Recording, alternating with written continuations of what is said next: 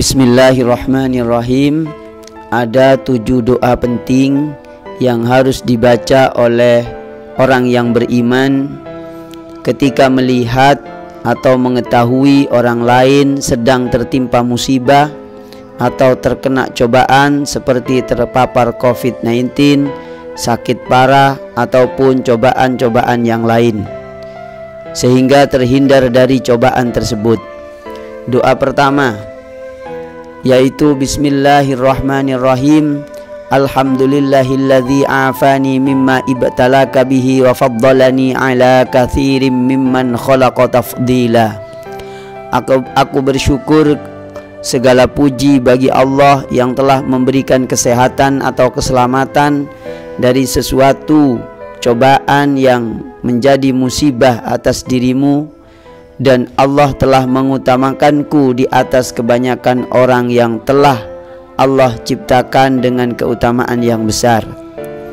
Keterangan hadis ini diriwayatkan oleh Imam At-Tirmidzi 3432 dan hadis ke 3431 hadisnya hasan.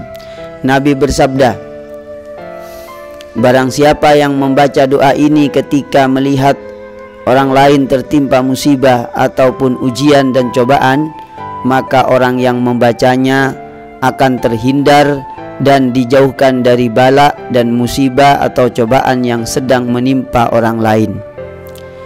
Katanya Al-Imam An-Nawawi di dalam kitab Al-Adhkar, qala al-ulama min ashabina wa ghairihim yanbaghi an yaqula hadha dzikra sirran bihaitsu yusmi'u nafsahu wa la yusmi'uhu al-mubtala li'alla yata'allama qalbuhu bidzalika illa an takuna baliyatuhu maksiatan fala ba'sa ay yusmi'ahu dzalika.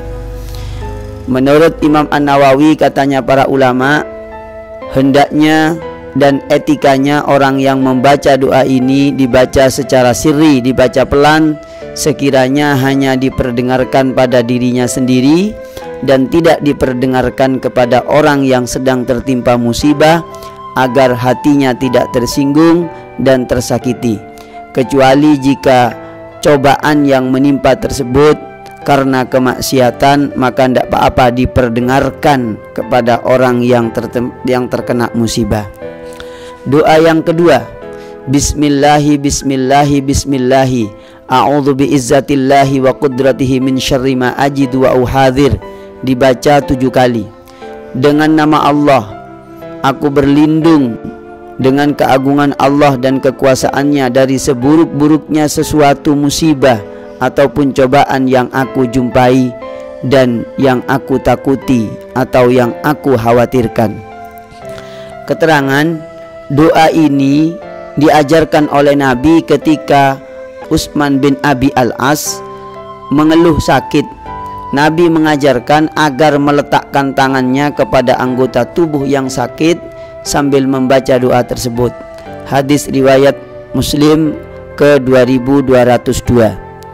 Doa yang ketiga, a'udzu bi kalimatillahi tammati min ghadabihi wa iqabihi wa syarri ibadihi wa min hamazatis syayatin.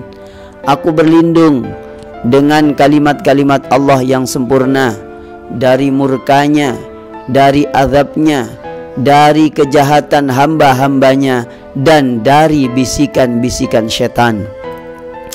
Keterangan dari Al-Walid bin Al-Walid dari Rasulullah SAW, orang yang membaca doa ini akan dihilangkan rasa takut dan khawatir atau dijauhkan dari kepanikan-kepanikan lantaran sesuatu yang sedang terjadi.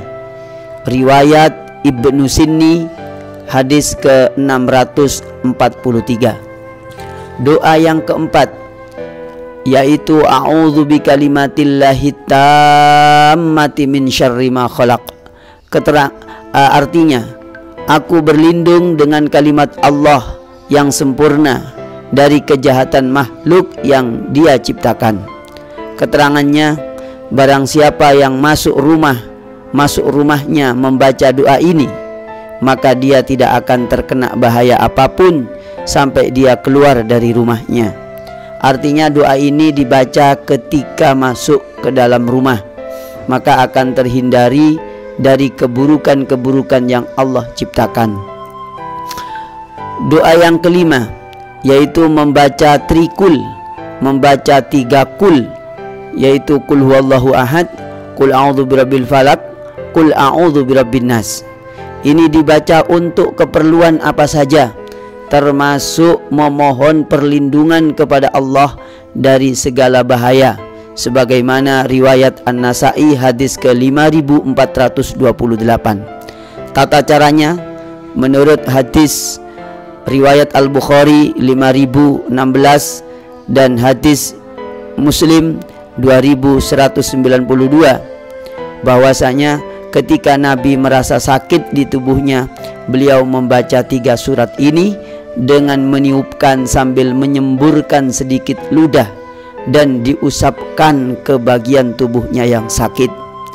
Bisa dicek juga hadis ini di dalam kitab At-Tibyan halaman 400 atau nomor ke-448.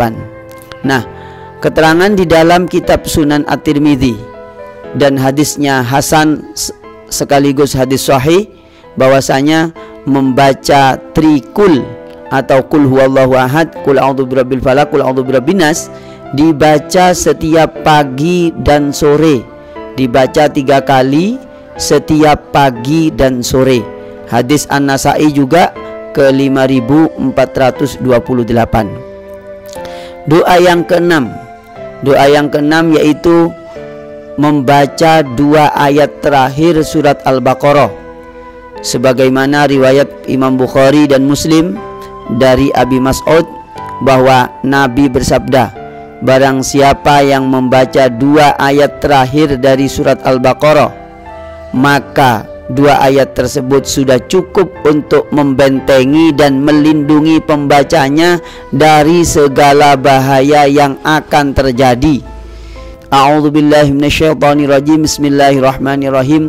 Amanar rasulu bima unzila ilaihi min rabbih wal mu'minun kullun amana billahi wa malaikatihi wa kutubihi wa rusulih la nufarriqu baina ahadin min rusulih wa qalu sami'na wa ata'na ghufranaka rabbana wa ilaikal masir. La yukallifullahu nafsan illa wus'aha laha ma kasabat wa 'alaiha ma iktasabat. Rabbana la tu'akhirna in nasina wa akhtana. Rabbana wa la tahmil 'alaina isran kama hamaltahu 'alal ladzina min qablina. Rabbana wa la tuhammilna ma la taqata lana bih wa'fu 'anna waghfir lana warhamna anta maulana fansurna 'alal qaumil kafirin. 2 ayat ini jika dibaca maka Allah akan melindungi dari segala bahaya dan apapun yang akan menyengsarakannya. Doa yang ketujuh yaitu adalah membaca suratul Fatihah atau membaca Ummul Kitab. Nah, yang terakhir ini adalah membaca surah Fatihah. Terlalu banyak riwayat-riwayat sahih, hasan dan jayyid tentang kegunaan surah Fatihah sebagai pengobatan dan untuk segala hajat keperluan hidup umat Islam yang beriman. Tata caranya untuk pengobatan yaitu meniupkan sambil menyemburkan sedikit ludah pada bagian yang sakit, lalu dibacakan surat Al-Fatihah sebagaimana yang dilakukan oleh Abu Sa'id Al-Khudri radhiyallahu anhu. Pesantren Indonesia akan menampilkan beberapa hujjah ataupun dalil surah Fatihah sebagai pengobatan dan untuk keperluan apa saja yang diinginkan oleh pembacanya atau hajat apa saja yang ingin dikabulkan oleh Allah Subhanahu wa taala. Yaitu yang pertama, di dalam kitab Sahih Muslim hadis ke-1913, Imam Muslim meriwayatkan hadis, barang siapa yang membaca surah Fatihah dan penghujung surah Al-Baqarah maka semua permintaannya dikabulkan. Waqala, di dalam hadis ini, potongan hadis ini menyebutkan bahwasanya malaikat yang membawa hadis ini kepada Rasulullah berkata, absyir binuraini utitahuma lam yu'tahuma nabiyyun qablaka fatihatul kitab wa khawatimu suratil baqarah lan taqra'a biharfin minhuma illa u'titahu. Di dalam hadis ini dikatakan bahwasanya, wahai Muhammad, berbahagialah dengan dua cahaya yang diberikan kepadamu dan tidak diberikan kepada nabi sebelum kamu, yaitu membaca surah Fatihah dan beberapa ayat terakhir dari surat Al-Baqarah. Tidaklah kamu membaca satu huruf dari dua ayat ataupun dari dua surat ini, melainkan engkau akan diberikan apa yang menjadi keperluan dan hajatmu, termasuk memohon perlindungan kepada Allah agar dijauhkan dari bala musibah ataupun wabah dan lain sebagainya. Kedua, di dalam hadis Sahih Bukhari tentang keagungan surah Fatihah, Imam Bukhari meriwayatkan hadis bahwa Abu Sa'id Al-Khudri mengobati salah satu kepala suku atau ketua suku Arab pedalaman dengan membaca surah Fatihah sambil disemburin sedikit ludah. Disebutkan fantalaqa yantafilu alaihi wa yaqra'u alhamdulillahi rabbil alamin faka'annama nushita min iqalin fantalaqa yamshi wa ma bihi qalabatun. Bahwasanya orang yang diobatin oleh Abu Sa'id Al-Khudri dengan obat surah Fatihah sambil disemburkan sedikit ludah, orang yang dibacain langsung sakit berbulan-bulan langsung bisa sembuh, langsung sembuh dan langsung berdiri. Yang semula sakit sudah berbulan-bulan tidak bisa bangun. Yang ketiga, di dalam kitab Syu'abul Iman, Imam Al-Baihaqi meriwayatkan hadis ke 2152. Imam Al-Baihaqi meriwayatkan bahwasanya, ya Jabir, hadis Rasulullah, ya Jabir, ala ukhbiruka bi khairi suratin nazalat fil Quran? Maukah kamu saya kabarin, saya beri informasi tentang surat yang terbaik, surah yang terbaik yang diturunkan di dalam Al-Quran? Qala qultu bala ya Rasulullah. Baik ya Rasulullah, saya ingin kabar itu. Qala, Rasulullah menjawab, Fatihatul Kitab. Qala Ali wa ahsibuhu qala fiha shifaun min kulli da'in. Bahwasanya surah Fatihah adalah surah yang terbaik yang diturunkan oleh Allah di dalam Al-Quran. Di dalam surah Fatihah itu ada obat dari seluruh penyakit. Semua penyakit bisa disembuhkan dengan surah Fatihah, menurut hadis riwayat Imam Al-Baihaqi. Yang keempat, yaitu di dalam kitab Al-Mustadrak lil Hakim dan rawinya thiqat, keutamaan surah Fatihah itu mewakili surah yang lain dari Al-Quran, tetapi surah yang lain tidak bisa mewakili keagungan surah Fatihah. Di dalam hadis riwayat Al-Hakim yang rawinya thiqah semua, katanya Imam Az-Zahabi, bahwasanya Ummul Quran iwadun min ghairiha wa laisa ghairuha minha iwadun. Surah Fatihah atau Ummul Quran itu bisa mewakili, bisa mengganti atau menggantikan posisi surah-surah yang lain. Akan tetapi surah-surah yang lain dari Al-Quran itu tidak bisa mewakili, tidak sepenuhnya bisa mewakili surah ataupun keagungan surah Fatihah. Sekian, terima kasih, semoga bermanfaat. Doa itu adalah sebuah perlindungan ataupun cara kita memohon perlindungan kepada Allah. Marilah kita memohon kepada Allah Subhanahu wa taala agar kita senantiasa dijaga oleh Allah Subhanahu wa taala, dikabulkan hajatnya dan dimudahkan segala urusan-urusan yang baik oleh Allah Subhanahu wa taala. Assalamualaikum warahmatullahi wabarakatuh.